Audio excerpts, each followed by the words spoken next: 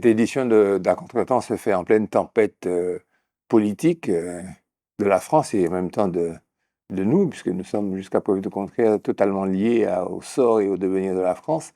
Et pour essayer de traiter avec distance, avec pondération, avec intelligence ces problèmes-là, j'ai recours à mon équipe habituelle, Daniel. Bonjour. Bien, oui, Emmanuel. Bonjour Gérard. Et puis Christian. Bonjour. Alors aujourd'hui, Christian va nous parler malgré tout, on va parler d'autre chose, parce qu'il ne faut pas être obsédé non plus par les problèmes politiques. Il va nous parler de narcotrafic. Dieu seul sait si ça sera toujours, j'allais dire pérenne, mais c'est un mot qui ne va pas, ça sera permanent, ça va être intangible dans le monde. Un problème insuffisamment pris en compte aux Antilles-Guyane, selon un rapport du Sénat. Et puis, tu nous as demandé de te laisser une grande part de notre temps. On va y consentir, mais difficilement. Mais enfin, le jeu vaut la chandelle, puisque c'est pour parler de Ralph Tamar. Voilà. Et puis Emmanuel va nous parler de climato-scepticisme et réalité. Alors, c'est un article qui était fait de façon très vilaine, très méchante, à l'encontre d'un personnage. J'ai enlevé son nom et tout, j'ai laissé les arguments. Tu as dû comprendre que parfois c'est un peu boiteux, mais les arguments emploi et diplôme, naître en Outre-mer, des avantages par rapport à l'Hexagone, ce sera toi aussi. Et puis Daniel va nous parler de l'adaptation au changement climatique. Brièvement. Brièvement, puisque c'est plus l'actualité. Enfin, ce sera toujours l'actualité, mais ça n'est pas. Mais c'est l'aspect juridico-constitutionnel qui est intéressant. Les banques s'engagent contre les violences conjugales, on est d'accord? Et puis que l'école ne doit pas être une prison. Je suis tout à fait d'accord avec ça. Tu vas développer ce thème. Mais là, on va parler un petit peu de politique et je vais, si vous nous accordez 3 minutes, faire la chronologie de ce qui s'est passé. Tout le monde le sait, mais enfin, c'est à partir de là que nous allons gloser. De tous les partis d'Europe, le Rassemblement national est celui qui envoie le plus d'eurodéputés au Parlement. L'aspect assez étrange des choses. C'est la France qui envoie le plus de députés au Parlement. C'est le parti politique de la France. Macron dissout l'Assemblée, on le sait. Les élections, on le sait. Je ne vais pas rappeler les dates.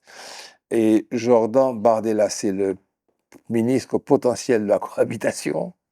C'est le schéma, c'est le tableau qui se dessine en cas de victoire aux législatives.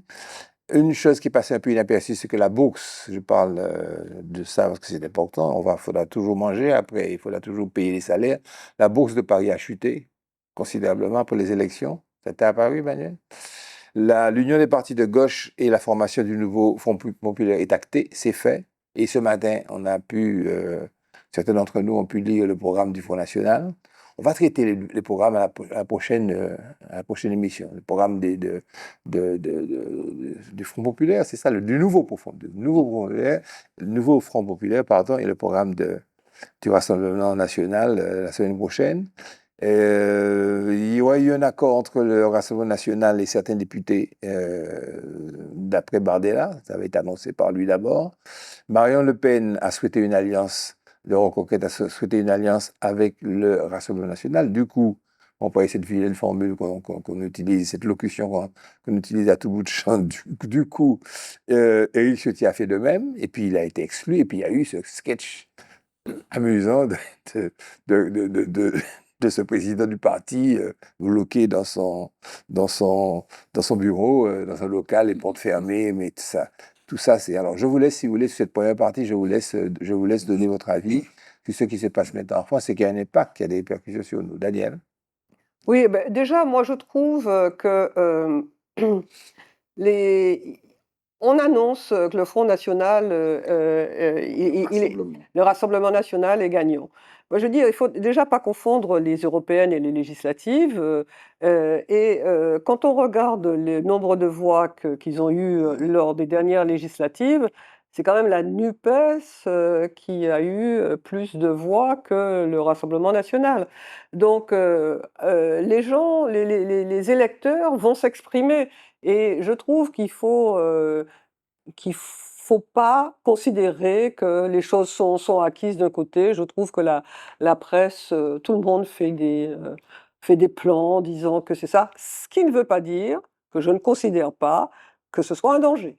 Attention, moi je considère qu'il y a une réalité qui est une possibilité. Mais je crois qu'il faut tenir compte de ce qui est. Et puis peut-être qu'au lieu de dire de ne rappeler que la position idéologique de racisme de ce parti, qui est une réalité, mais rappeler aussi peut-être ce contre quoi ils ont voté à la dernière mandature. Ils ont voté contre... Nous en dirons deux mots dans la deuxième partie de D'accord, ma très bien. Et donc là, on verra bien que des gens qui disent qu'ils sont pour ce parti, ça voudrait dire qu'ils sont contre les cantines gratuites, contre l'augmentation du SMIC, etc. Donc il y a un peu un paradoxe. Emmanuel? Alors, deux choses. D'abord, sur les européennes en elles-mêmes, rappeler que la Martinique a très peu voté. Pour moi, c'est un enseignement important. On est à près de 90% de non-votants. Et ça montre quand même qu'il y a un vrai défaut de mobilisation, notamment de nos élus, qui auraient, à mon avis, dû faire le boulot pour mobiliser au moins les communes. Et la deuxième chose, il en ressort un bouleversement complet du paysage politique, c'est assez cataclysmique. Alors, l'équipe de Macron dit c'est une clarification. Alors, en effet, aujourd'hui, on est devant trois grands blocs qui sont relativement bien dessinés, avec des ralliements un peu bizarres de part et d'autre qui s'organisent, un peu comme la fameuse omelette, où vous avez de part et d'autre deux bouts un peu secs, un peu radicaux. Donc le bout RN qui embarque Éric Ciotti et qui a loupé l'alliance avec Reconquête. Ça, c'est assez étonnant d'ailleurs, cette absence d'alliance de Reconquête. À l'autre bout, vous avez le bout NUPES qui se rebaptise Front Populaire, et là on est dans le jeu marketing, dans la dédiabolisation de la NUPES en réalité, je pense, emporté quand même par l'esprit de Mélenchon, qui est quand même... Et puis au milieu, vous avez le centre, le centre de la majorité présidentielle, avec peut-être, on verra, des ralliements qui viendront des modérés du Parti Socialiste et des LR. Donc ça ouvre, ça clarifie un peu les choses. Voilà, donc ce qui va en sortir, eh bien rendez-vous bientôt, mais c'est Dieu seul le sait. Ouais. Dieu seul le sait. Christian?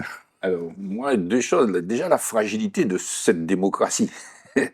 Puisque un président décide manifestement presque tout seul. Boum, tout le monde est à chaos. Okay. Donc, tu es député, tu as une programmation, tu as des dispositions qui sont mises en place, il y a des projets de loi, boum, tu te retrouves chaos. C'est quelque chose d'assez compliqué. Ouais, c'est la Constitution. Très compliqué. La Constitution le C'est la permet. Constitution, mais c'est ça, c'est la Constitution. Bon, donc, je mesure un petit peu la turbulence dans laquelle se trouvent ces gens-là. Parce que c'est tout un système qui s'effondre. Et puis, deuxièmement, effectivement, tu as parlé de l'outre-mer. Effectivement, on peut dire l'outre-mer a voté Rassemblement national. Mais c'est vrai que les proportions sont minimes. Pas la Martinique. Oui, la Martinique, ils sont sortis deuxième, tout de même. Et puis, on aurait pu penser, alors là, je ne vais pas faire de questions de race, mais on aurait pu penser que beaucoup de métropolitains qui vivent ici auraient voté Front National, mais ce n'est pas le cas. Pensant au Diamant, par exemple, ou à Trois-Îlets, on a bien vu effectivement que le Rassemblement national n'est pas passé. Donc, c'est Bokaïnou aussi qui a voté au Rassemblement national. Ce qui est, pour moi, un paradoxe. Mais enfin bon, je ne vais pas faire de commentaires complémentaires. Alors, il n'y a pas eu d'accord entre le Rassemblement national et Reconquête, d'après Marion Maréchal, on s'est rendu compte, puisque de ce fait, elle a appelé à soutenir le candidat du Rassemblement national, puisqu'elle a fait un rapprochement familial avec sa tante. Sa tante, oui, c'est bien ça. Et Zemmour l'a exclu. C'est vrai, il y a des choses qui sont étranges, une sorte de théâtre d'ombre. Alors, il y a un aspect dont je voulais vous parler, c'est plusieurs aspects, les différentes facettes de la situation politique de la France. Alors, pour certains, vous allez me donner rapidement votre avis, et la semaine prochaine, on va développer ça encore mieux avec le programme du Front National, du Rassemblement national. Oui, tu as raison. Oui, tu as raison, parce qu'ils veulent vraiment marquer un changement, ils le veulent. Donc, a priori, j'ai aucune raison de dire que c'est faux, que c'est pas vrai. J'ai aucune raison de juger ces gens-là. J'ai aucune raison de juger un homme. Moi, je ne suis pas un juge. Je pense que j'ai la possibilité de parler à quelques personnes, de décider que celui-là manque, que celui-là est faux, que celui-là qu'il est encore Front National, entrer dans les procès d'intention. L'arrivée du Rassemblement national serait pour certains un séisme pour la nation, une défaite de la pensée. D'ailleurs, la France meurt. La France intellectuelle, la France des droits de l'homme, un renoncement aux valeurs fondatrices de la République, que la démocratie serait confisquée par un clan voulant instaurer un régime autoritaire et violent. le retour d'Hitler, quoi, enfin, le retour de Pétain. Bon, essayons de nous projeter, est-ce que ce serait ça réellement? Non, moi je trouve, enfin il me semble que il y a on ne tient pas compte quand même du fonctionnement, de la force des institutions. C'est vrai qu'il y a on peut avoir des craintes, mais on a découvert qu'un pays pouvait, fonctionner alors que le parti, qui avait la majorité, qui était au pouvoir n'a pas la majorité absolue. Alors on a découvert le 49-3, on a découvert un certain nombre de techniques que la Constitution a prévues, mais le pays a fonctionné et même, je dirais, qu'on a pu entendre des personnes qu'on n'aurait pas entendues autrement. S'il y avait la majorité absolue, tout passerait, sans discussion. Là, on a pu entendre les voix. Donc moi, je pense que quelque part, ça prouve qu'il y a une certaine vivacité de la démocratie et personnellement, moi, je trouve que, le pays peut fonctionner, même si différemment, mais qu'il ne va pas sombrer. Et d'abord, je pense que le Rassemblement national ne sera pas en tête.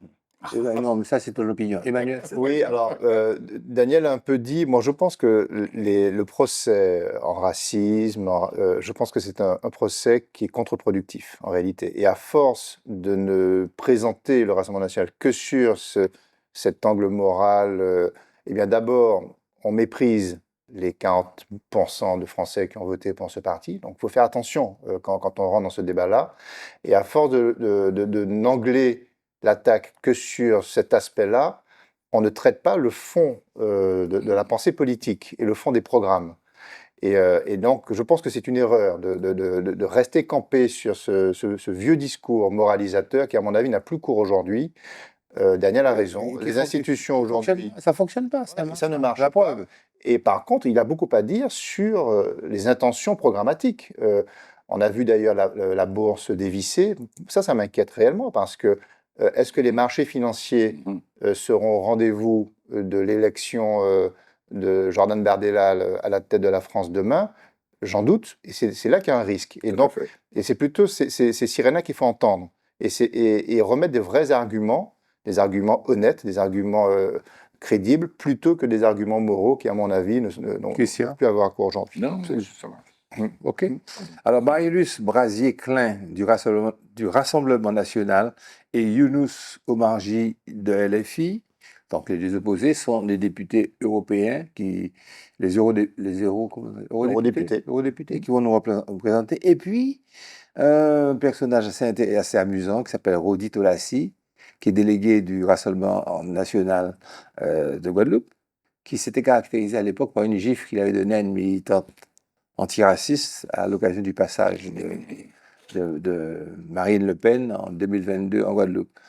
Bon, ça fait un petit peu peur, mais je dois dire, ça c'est une opinion, je sais que c'est une opinion, parce que Max Orville aurait pu continuer à travailler pour nous au sein du Parlement. Bon, c'est la démocratie européenne.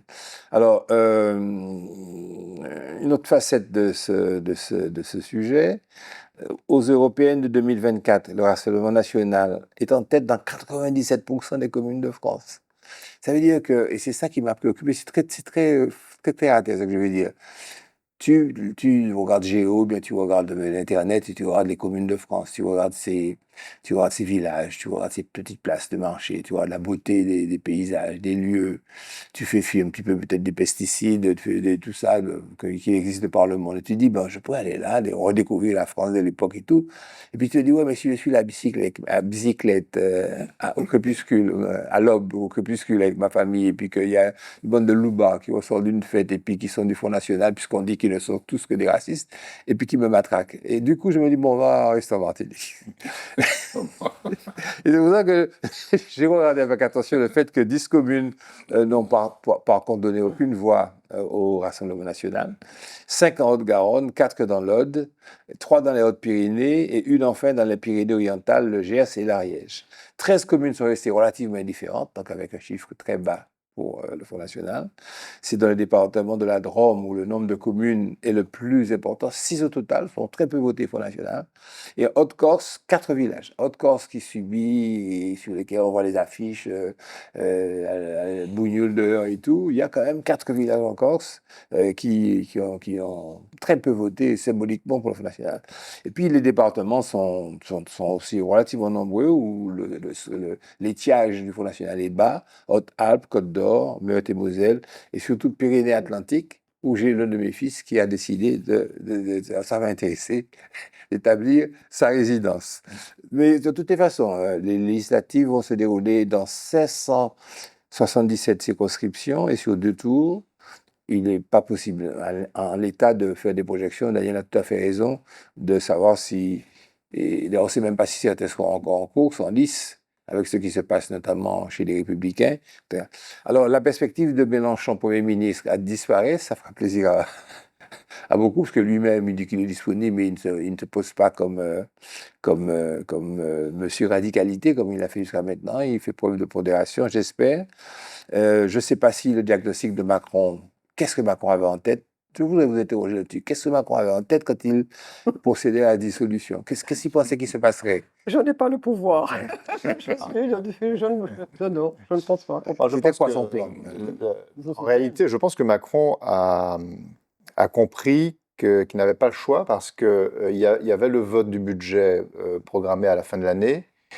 Après un échec aussi patent aux européennes, le Parlement serait une pétaudière et ils auraient usé le pouvoir en place jusqu'au vote qui n'aurait pu passer que par un 49-3 et qui aurait été suivi d'une motion de censure et donc le gouvernement aurait été renversé. C'était ça le chemin mécanique et donc il a préféré anticiper les choses. Mettre des horloges. Voilà, mettre des horloges, c'est exactement ça. Donc ça, c'est la raison technique. Il n'avait plus le choix, il avait brûlé toutes ses cartouches, c'était la dernière, il fallait qu'il la joue. Et puis, peut-être, alors là, c'est une hypothèse, parce qu'on est quand même dans un carrefour assez hallucinant de la politique française. Hein. De 2 choses l'une, soit il y a un rebond de sa majorité, et puis là, il reprend la main sur son gouvernement, soit au contraire, la dynamique du Rassemblement national se poursuit et le pouvoir est remis entre les mains de Jordan Bardella et de son équipe. Et là, peut-être que le calcul, c'est de dire, eh bien, dans le pire des cas, on fait un coup de Front National, de Rassemblement national pendant 3 ans, jusqu'à la prochaine présidentielle, avec le pari peut-être d'user le Rassemblement national au pouvoir, parce que dans une cohabitation, c'est pas facile, et surtout dans un climat socio-économique qui est assez tendu, et donc la responsabilité du Rassemblement national sera difficile à tenir jusqu'au bout, et il y a de fortes chances qu'il sorte de cette séquence relativement usée, comme d'ailleurs l'avait fait François Mitterrand avec Jacques Chirac. Instrumentalisé. Il avait usé. Donc, comme il avait aussi instrumentalisé le Front National. Absolument. Moi, je pense qu'il pensait peut-être qu'il ne pouvait pas imaginer que la droite puisse s'allier avec le Front National. Ça, c'est pour les Au contraire, il a pensé. Non, je donne. Non, attendez, on donne tout à tout. Pardon. Il pensait que la droite ne pouvait pas s'allier avec le Front National et il pourrait également recommencer à récolter, donc prendre quelques voix à droite et récolter son même schéma. Quand on a une recette et qu'elle a fonctionné, on a tendance à l'utiliser encore. Et puis à nouveau, puiser à gauche quelques parce qu'il ne pouvait pas imaginer un Front National avec les distorsions, les dissensions qu'il y a au sein de la gauche. Il ne pouvait pas imaginer 2 secondes que les gars, en une nuit, ils ont non seulement fait une alliance, ils ont fait un contrat de législature et ils se sont répartis les circonscriptions. Et celui qui est arrivé en tête aux européennes, c'est lui qui finalement a accepté d'avoir le moins de circonscriptions pour son parti. Je parle de Glucksmann, je parle du PS. En tous les cas, je ne sais pas si maintenant il a le choix, s'il aurait le choix entre Bardella ou bien Glucksmann ou quelqu'un comme ça, parce que lequel il choisirait. Ça serait pour lui entre la peste et le choléra. En tous les cas, le nouveau Front populaire a un programme. Il est à lui de travailler, à lui d'affirmer, de même que le Front National, ce matin. Vous l'avez vu avant. Oui, ce sont des programmes composites de pensées très disparates, hein, parce que sincèrement, entre les opinions de Glucksmann et les opinions de LFI, notamment sur les sujets de l'Europe ou de l'Ukraine, etc., il y a quand même des disparités, ou du nucléaire, Ouais. il y a des disparités Il très fortes. faudra qu'ils trouvent un consensus. Et donc, pour l'instant, ils ont mis ça de côté, on n'en parle pas, on essaie de trouver que les points de... C'est ça. Mais il y a quand même une réalité qui va s'imposer aussi à ce groupe si jamais il devait tenir les rênes du pouvoir. Pour reprendre la question que posait Daniel, et où je lui dis qu'on va en parler après, c'est la problématique suivante. Au-delà du racisme et de la xénophobie, le Front National, le Rassemblement National, pardon, exprime-t-il n'exprime-t-il pas un véritable malaise social, de grosses difficultés? Est-ce qu'il n'y a que ça qui préoccupe les gens? Quand on voit, tu parlais du nombre de participants et du nombre de votants qui s'expriment en faveur du Rassemblement national, il n'y a pas que des questions de racisme et de xénophobie qui animent Oui, sans aucun doute. Ouais, c'est pas ce que je disais. Moi, ce que je disais, c'est que les gens qui votent pour le Rassemblement national ne se rendent pas compte que quand le Rassemblement national vote, par exemple, quand ils votent contre la gratuité des cantines, quand ils votent contre l'augmentation du sucre, ils votent contre leurs intérêts. C'est ça. Alors, Et donc, il faut qu'ils sachent. alors, excuse-moi de t'interrompre, mais si tu lis le programme du Front National, tu vas dire, je te fais confiance dès ton arrivée à la maison, avant même de déposer ton sac à main, je sais que tu vas plonger dessus. Tu verras qu'ils prévoient, ils annoncent, mais ça, ils annoncent qu'on va raser gratis aussi, ils annoncent aussi. Ben, il vaut mieux se fier Ils à ce annoncent- qu'ils ont fait dans les arts. Ils annoncent, oui, Ça, mais c'est une là, promesse. oui, mais là maintenant c'est un programme. On ne peut pas décider que le Si. programme du Front National est un programme pipeau. On ne peut pas décider que ça veut dire que c'est un programme politique qui est sur la table et on verra que le Rassemblement National annonce la gratuité des cantines. C'est Mais des c'est- annonces. Non, mais je suis dans les désolé. actes, ils votent contre ça. Oui. Moi, Donc, je crois qu'il y a deux choses à dire. La première, c'est que le Rassemblement national, et d'ailleurs, je pense que le Front populaire aussi, c'est un électorat qui s'appuie sur les colères des uns C'est des ça. autres. C'est ça le ressort. Le ressort. On a tous de bonnes raisons ou de mauvaises raisons d'être confrontés à des problèmes dans sa vie, racisme, etc. Enfin, et donc, c'est un électorat qui va chercher dans les colères des gens. Donc, c'est ça la construction du succès. Et c'est très efficace sur le plan électoral.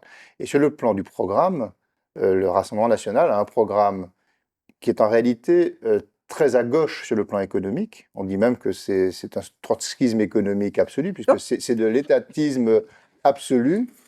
On n'est pas du tout dans le libéralisme de droite quand on parle économie. C'est beaucoup d'État, c'est beaucoup de présence de l'État, c'est 100 milliards de budget chiffré sur le plan social non financé, et c'est ce qui inquiète d'ailleurs les marchés financiers qui risquent de dégrader la note française. Enfin, voilà les risques du Rassemblement national. Alors peut-être qu'ils vont corriger leur programme. Quels sont les risques,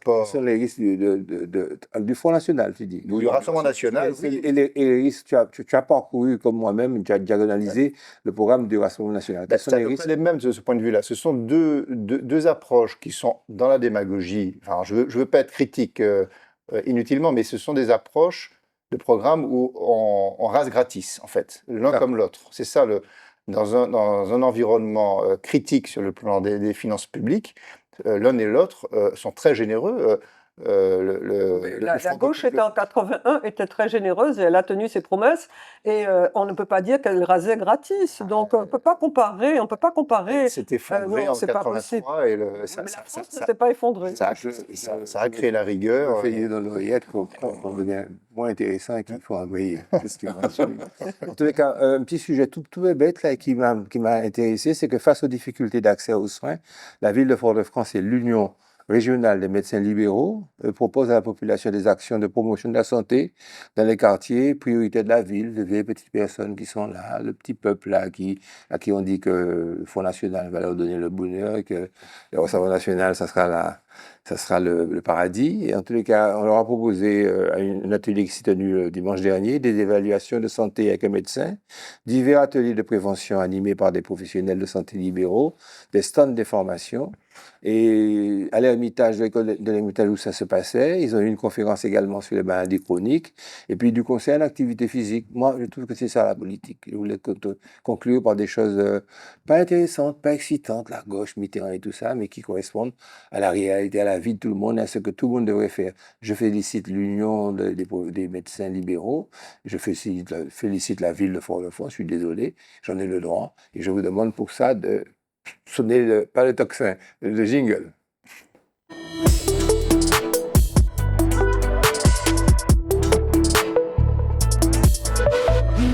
Vous avez vu qu'on a mangé tout le temps, presque tout le temps de l'émission. Alors, deux mots sur le narcotrafic, Christian.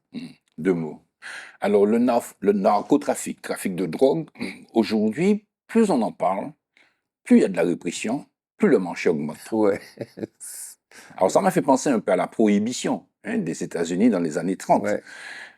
L'alcool était interdit, voilà, les incorruptibles. Et ils n'ont jamais autant Voilà. whisky. Mais effectivement, à un moment donné, on s'est rendu compte qu'il fallait réguler plus que interdire.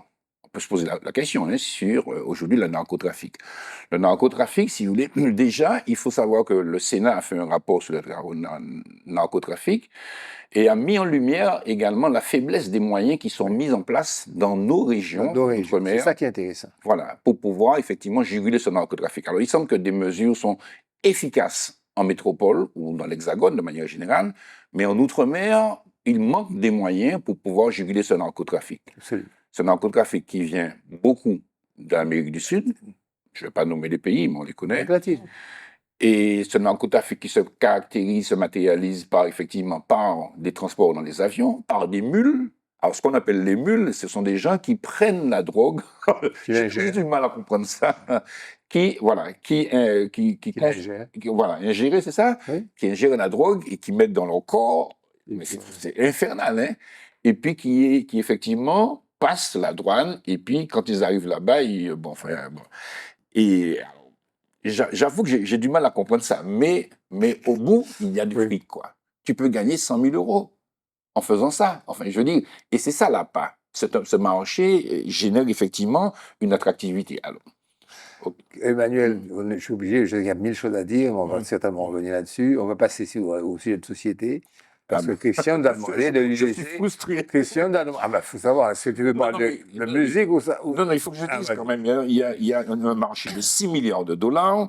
Aux USA, il y a 200 à 300 nouvelles drogues qui sont apparues entre 2009 et 2014. C'est important. Il y a aussi de la drogue ce qu'on appelle de la drogue de synthèse, qui est aussi fabriquée. Et vous savez que même les Chinois exportent de la drogue. C'est quelque chose d'extraordinaire.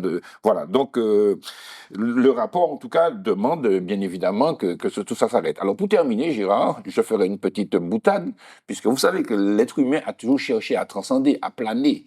Et je me rappelle, vous savez que dans le temps, il y avait des cigarettes Craven. Et je me rappelle un ami qui disait, au moment où on parlait des Indiens qui fumaient le calibre de la paix, il y a un ami qui m'avait dit, où comment c'est Craven qui était dedans? C'est une boutade. On va passer au sujet de société avec un petit jingle, ça va aérer un peu l'atmosphère.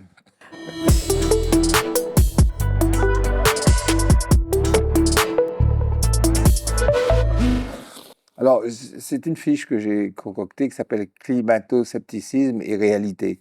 Réalité alors, cite les titres, le développement. Oui, d'accord. Bon, en fait, ça me fait penser au livre de Nicolas Bouzou sur la civilisation de la peur, où on a tendance, une pensée radicale écologiste dit en gros, le risque écologique résulte du progrès occidental, pour faire simple.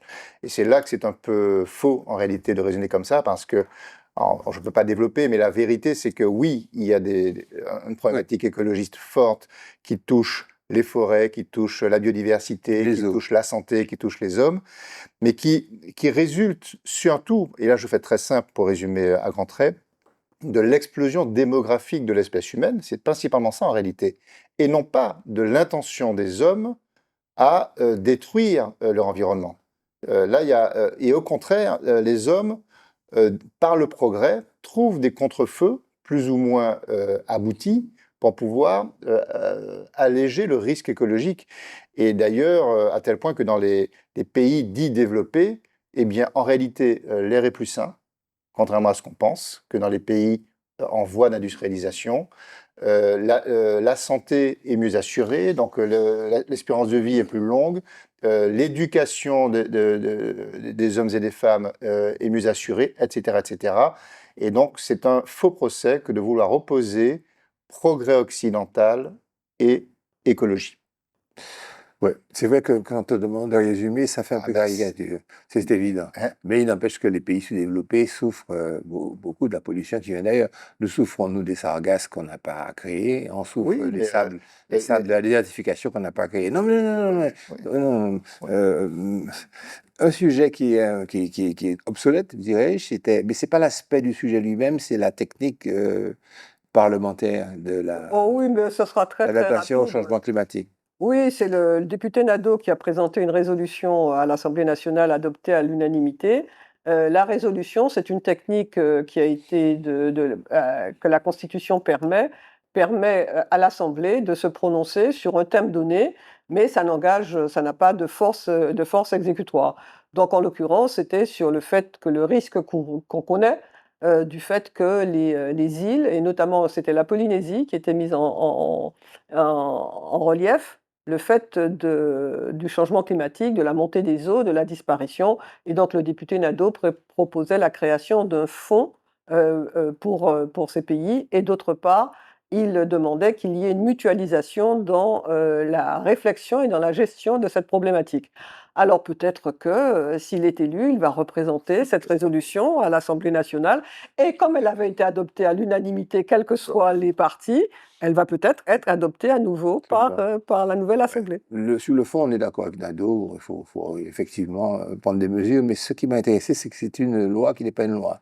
Enfin, pour caricaturer, quoi, c'est une résolution. C'est une technique, en fait. Le Parlement, oui, c'est évident que c'est une technique, ma chère.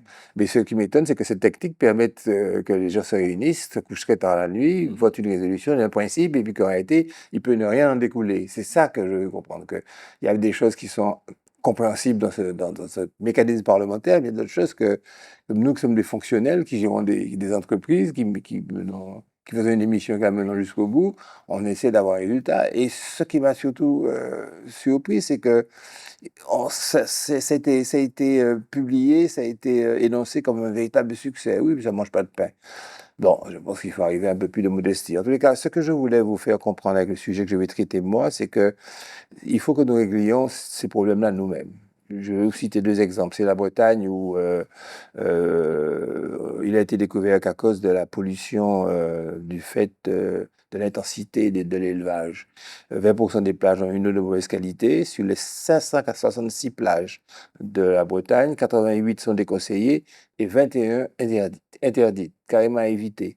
L'élevage intensif, comme je vous le disais, qui provoque la prolifération de Escherichia coli. Escherichia coli, en fait, c'est de la matière fécale, pour dire en bref. Hein. Mais là, en plus d'animal, de porc.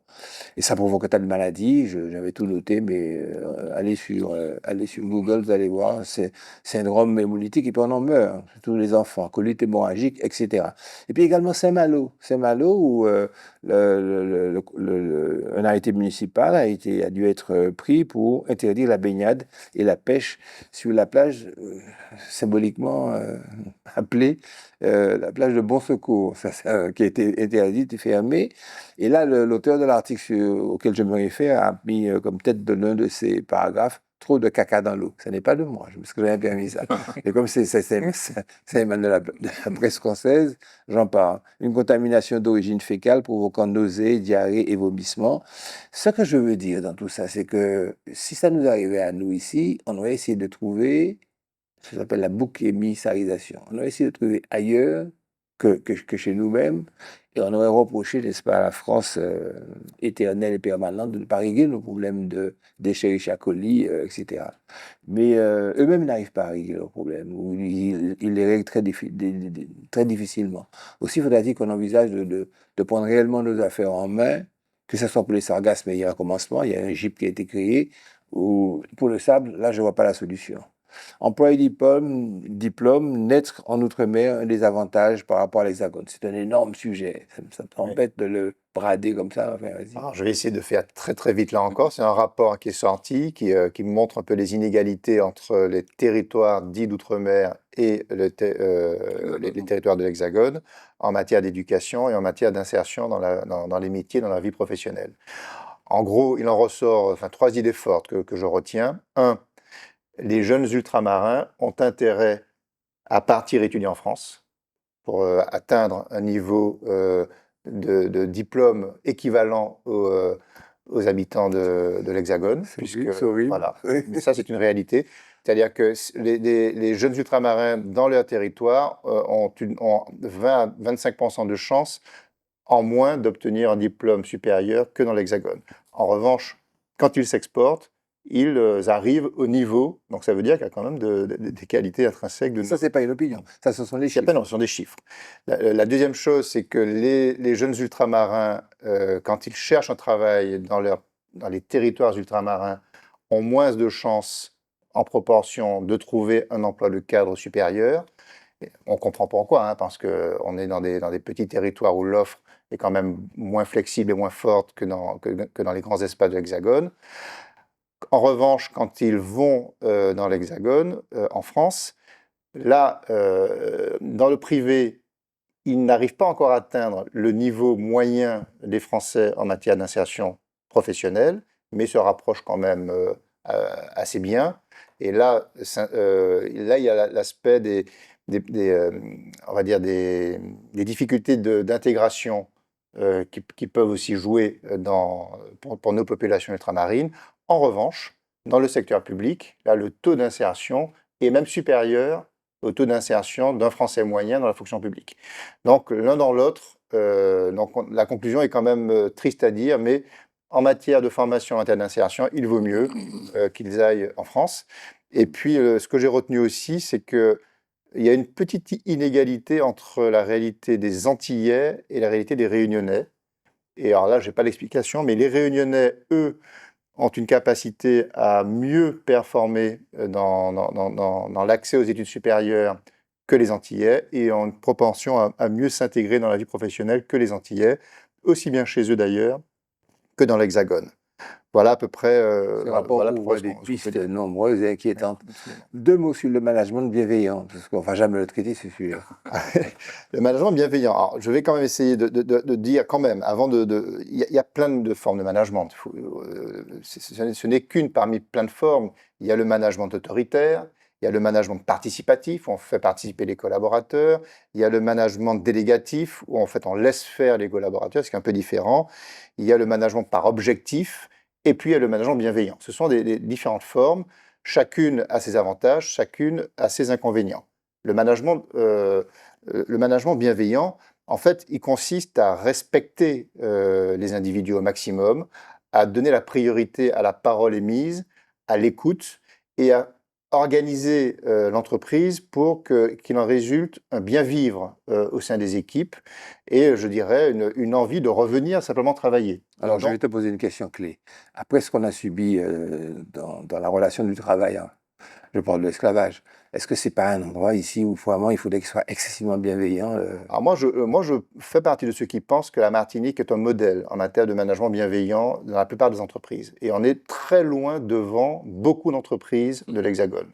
Contrairement à ce que l'on pense, on est très loin devant. Deux phrases encore pour justifier ça. Voilà. Vas-y. Non, je crois que la relation, pour deux raisons. D'abord parce que le tissu économique chez nous est fait de très petites entreprises. 95% des boîtes ont moins de 5 salariés. Et donc, la relation est humaine avant d'être organisationnelle, contrairement à ces grands ensembles. Télécom et tout ça, il y a des subsides et tout ça. Exactement. Et donc, la bienveillance existe chez nous. Les banques s'engagent contre la violence conjugale. Daniel, c'est très important, cet aspect. Vas-y, développe. Oui, mais je prends dans le temps qui m'est imparti, c'est-à-dire très bref, simplement pour indiquer que face aux violences conjugales, on s'est rendu compte, notamment par une fédération qui gère l'appel des femmes de secours, que la violence économique est l'un des exemples de la violence conjugale, parce que celui qui est l'auteur des violences, c'est celui aussi qui a le pouvoir économique et celui qui dispose des fonds. Et donc, que ce soit la Caisse d'épargne de Bretagne, que le groupe Crédit Mutuel, le CIC, ils ont décidé de permettre, de faciliter l'ouverture des comptes pour les femmes, qui veulent partir, de chez elles. Donc le compte peut s'ouvrir par téléphone ou par mail et ensuite d'accorder un découvert, de pas important, mais de 300 €. Peut-être que ça peut faire face, aux dépenses les plus urgentes. Immédiat. Et donc, ça, c'est une possibilité. Et ensuite, il y a le fait que les femmes, on s'est rendu compte et il a fallu 2 lois qui sont en 2021 et 2023 qui permettent que les titulaires, du salaire et de la prestation soient le titulaire du compte. Parce qu'on s'est rendu compte que le salaire ou bien les prestations étaient versées quelquefois sur le compte du conjoint et que les femmes n'y avaient pas accès. On rêve en se disant que c'est 2021 et 2023, mais en fait, toujours est-il que c'est ça. Et enfin, il y a maintenant une possibilité d'avoir ce qu'on appelle un minimum de 645 € pour les femmes qui sont victimes de violences sociales, pour leur permettre d'avoir un minimum de revenus. Donc, il était temps, moi je dirais, il était temps, mais bon, c'est déjà, il faut saluer les progrès qui sont faits. Je propose que l'on conserve au chaud le sujet sur l'école qui ne doit pas être confondu avec l'institution militaire. Et puis, on te laisse traiter de Raftama. Jingle pour la musique.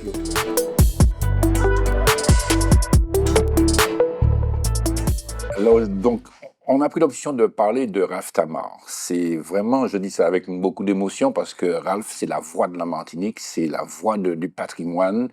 J'ai connu Ralph au lycée Shellcher, quand j'étais au lycée Shellcher. Et je me rappelle, il chantait un morceau, il faisait et maudit café, ciseaux, gros ciseaux, gros ciseaux. Enfin, je dis ça parce que c'est un souvenir, quoi.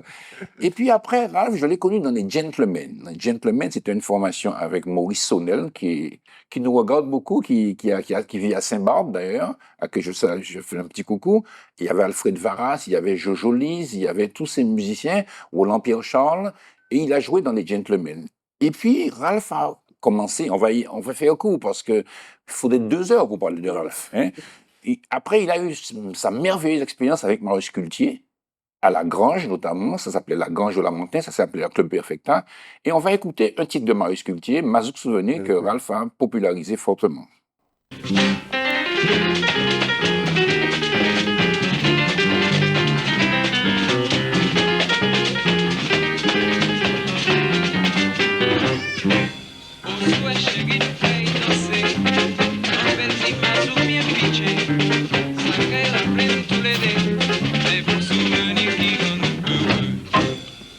Chérie, nous caille danser, en belle des mazouk bien pitché, ça caille rappeler nous tous les deux, des bons souvenirs qui nous heureux.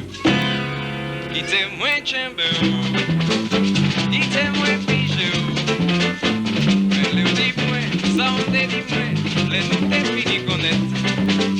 Moins t'es si ému, il moins pas de ça moins t'es dit, tout ça moins casso, j'ai gentil chérie. Alors voilà, Ralph, dans sa tendre jeunesse, hein, il était déjà effectivement un homme charmant, un homme qui plaisait. Et puis, alors, Ralph Orti, professionnellement, il était au Crédit Martiniquais. Hein. Enfin, aujourd'hui, c'est la Bren, mais il travaillait au Fort-de-France, au Crédit Martiniquais. On l'a beaucoup connu là. Et Ralph il chantait de plus en plus. Et puis, à un moment donné, il s'est dit, bon Dieu, est-ce que je peux rester à Crédit Martiniquais? Et il a commencé sa carrière professionnelle. Mais aussi, Ralph, on va le voir, c'est aussi Falfret, c'est aussi Manavoie. D'ailleurs, je vous propose de découvrir Ralph avec Falfret avec un titre Gâteau Sisson, qui a été composé par Robin Vautor et Ralph Tamar. Gâteau. Marchandise, moi, pas qu'à forcer, moi, qu'à toujours trouver. Rempli, sinon, moi, qu'à virer, planter. Si vous parlez, moi, vendant, moi, béquet, vendant, pour moi, pas ni problème. Marchandise, moi, pas qu'à forcer, moi, qu'à toujours trouver. Rempli, sinon, moi, qu'à virer, là-haut.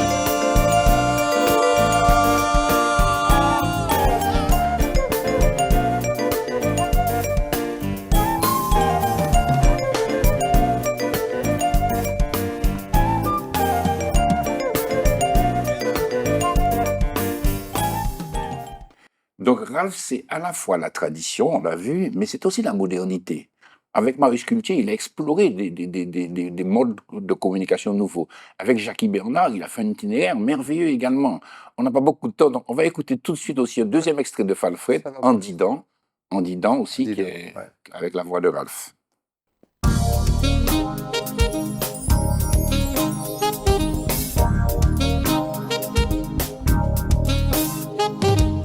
M'en chercher tout partout, presque mon vini fou, sans trouver pas un seul petit goût.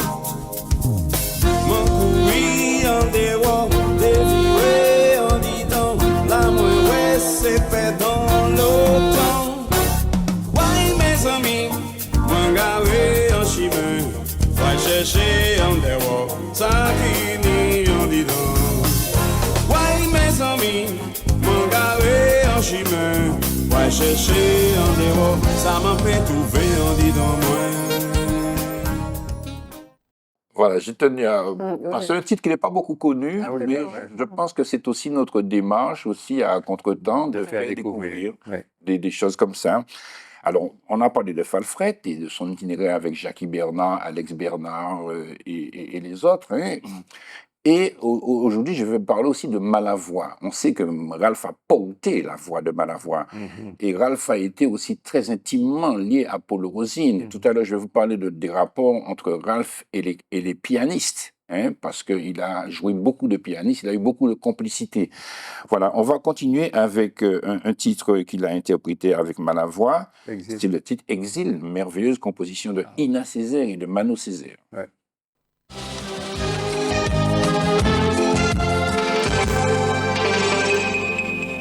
J'ai si longtemps rêvé de ce pays lointain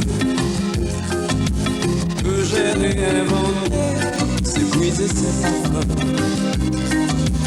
Les rythmes d'aujourd'hui, mais les autres sont d'hier.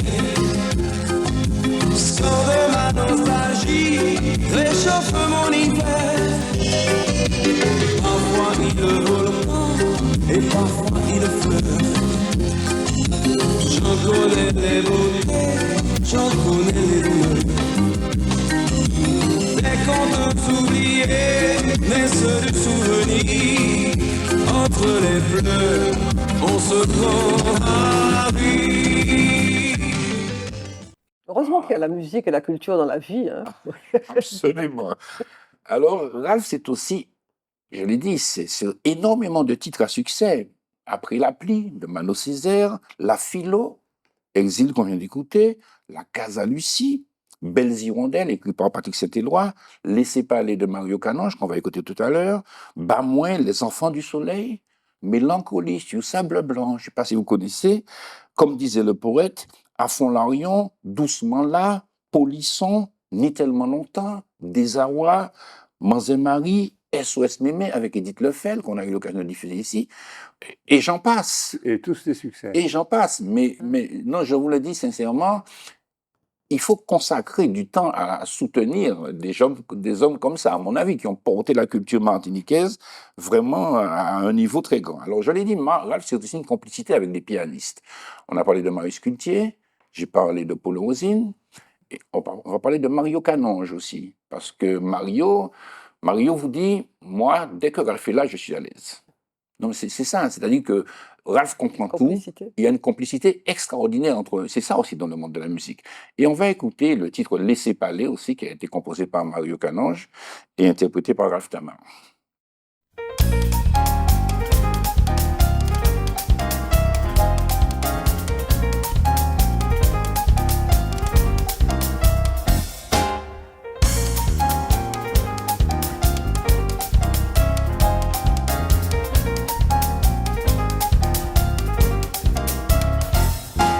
Est-ce qu'à songer, de nous t'es ni 15 ans, nous t'es tous les deux, nous t'es bien innocents. Moi t'es qu'à regarder haut, ou t'es qu'à sourire moins, sans comprendre ni chercher, c'était déjà l'amour. Nous t'es préféré attendre les plus souvent. Soleil t'est couché pour nous passer à rencontrer. Passe personne pas t'es qu'à comprendre que si je nous déjà aimé. Tout le monde t'es qu'à dire nous l'amour, c'était pour les plus grands, fallait nous c'est attendre. Est-ce qu'à songer, les nous t'es ni 15 ans. Nous t'es tous les deux, nous t'es bien innocents. Moi t'es qu'à garder ou t'es qu'à sourire moi. Sans comprendre ni chercher, c'était déjà l'amour. Nous t'es préféré attendre les plus souvent. Soleil t'est couché pour nous penser à rencontrer. Parce personne pas t'es qu'à comprendre que si j'ai nous déjà aimé. Tout le monde t'es qu'à dire nous l'amour c'était pour les plus grands. Fallait nous c'est attendre. Alors, on l'oublie aussi, Ralph, c'est aussi un créateur. Souvent, à un moment donné, Ralph disait, moi, mon ambition, c'est de chanter ce qu'on écrit pour moi. Mais progressivement, il a créé beaucoup d'œuvres. Je vais vous citer quelques titres. Il a créé Gistin, En bon liste, Assou en bon liste. Il a créé Sétaï, Bamoin avec Roland Brival, Sidonie avec Jean-Paul Sohim, Fond-Larion avec Mario Ganonge et Jacques Bernard, Médecin Si avec Jean-Paul Sohim, Polisson avec Jean-Claude Nemro et Roland Brival, Plissouga des Moins avec Mario Canonge. Très souvent, il est auteur, il est compositeur. Donc, j'ai trouvé quand même 160 titres qui venaient dans l'itinéraire de Ralph. Gâteau Sisson, Ziriguidoum, La Famille avec Falfret. Et puis, Ralph, il a chanté Gérard Lavigny, il a chanté Solon Gonzalez, il a chanté Cito Cavé. Il a toujours eu cette démarche visant à valoriser si vous voulez, le patrimoine, hein, la montagne pelée, il a chanté pas mal de choses comme ça. Ralph, c'est aussi, comment dire, il a accompagné beaucoup d'artistes féminines. Il a chanté avec Edith Lefel, il a chanté avec Jocelyne Béroir, il a chanté avec beaucoup d'artistes, Tricia Evie par exemple aussi. Donc il s'est beaucoup mêlé à faire des duos. Donc voilà un petit peu ce que je dois vous dire. Il a chanté aussi il a chanté Patrick Saint-Éloi, il a chanté Al Liouva, il a chanté Claude Césaire avec Desarrois. Casalucie, il a chanté avec Ronald Rubinel, il a chanté des titres de Ronald Rubinel, il a chanté Sans chemise, sans pantalon, voilà. Donc, et puis Ralph, c'est aussi l'amour de l'espagnol, de la chanson latine, voilà. Et pour terminer notre clin d'œil à cet artiste merveilleux, je vais vous proposer effectivement une interprétation de Nosotros. On va terminer par notre et avant je salue notre public, nos auditeurs, je vous salue mes amis, je vous donne rendez-vous la semaine prochaine. Merci. Au revoir. Nosotros, que del amor hicimos un sol maravilloso, romance tan divino. Nosotros, que nos queremos tanto, debemos separarnos. No me preguntes más, no es falta de cariño. Te quiero con el alma, yo te juro que te adoro.